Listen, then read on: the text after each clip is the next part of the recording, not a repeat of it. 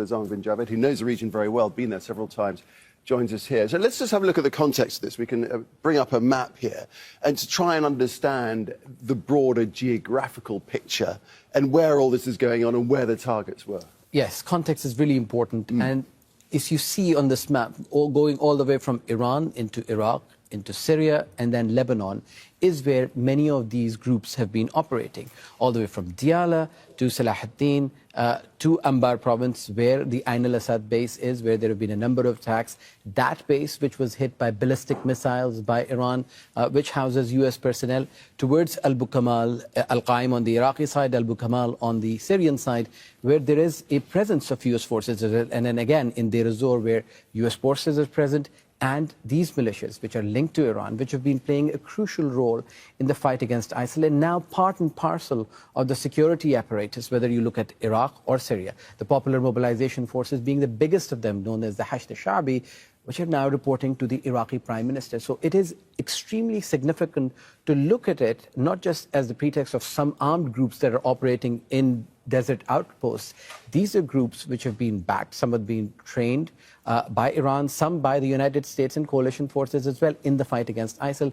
And now, when this flares up, there is the warning of it escalating. You're already seeing 4 countries in that picture. You've already got the theater of war expanding to Yemen. And all of these groups coming together, where the US insists that it is not at war in the Middle East, but it is continuing to target them. And we've already heard just now from Mahmoud saying that there's retaliation taking place. The US says it's just the beginning, there's going to be more strikes coming. So the potential for this to expand is, as you say, is large. Absolutely, and that is what we've been hearing from various regional leaders, the government of Iraq, the government of Syria, the government of Jordan, the Turks, the GCC, have all been warning against the potential for all of this to escalate beyond anybody's control, because many of these groups may be ideologically or militarily linked to Iran, but it is not clear how much operational control does Iran have of all of these groups.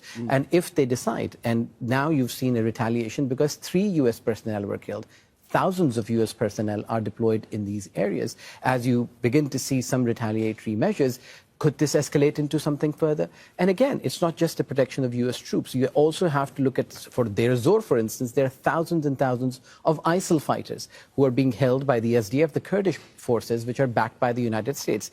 In case the US leaves, in case there is a vacuum, as we've seen in other theaters of war, there could be other implications, there could be other outcomes, as again, which will not be able to control by anyone in this war. And these US strikes, what actual impact do they have on the group's ability to act? Well, it appears to be a very measured response. You have not seen any individuals being targeted. Major areas in Iraq, major cities, the settled cities have not been targeted.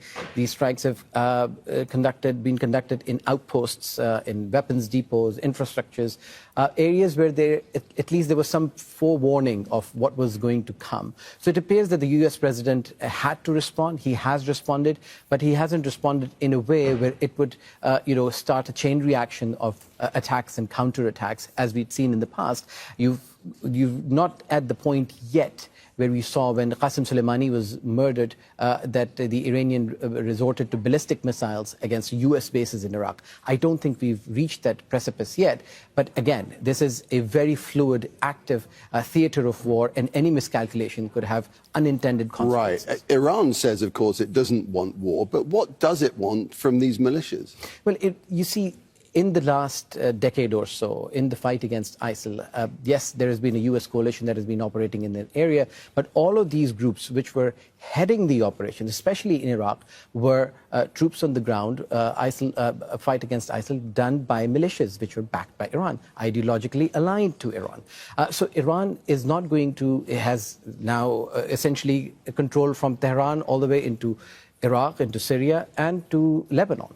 So Iran has this unprecedented influence in the last few decades, that it now has groups on the ground with weapons in their hands. It is not going to give them up easily. The US wants to go after them. It has been trying to go after them with its troops on the ground. But again, now that tempers are high, emotions are high with the situation in Gaza, a lot of unrest in these countries where thousands and thousands of protesters have been coming out to protest against them as well. So it will not be a suitable moment for these countries, even if they wanted to go after these groups.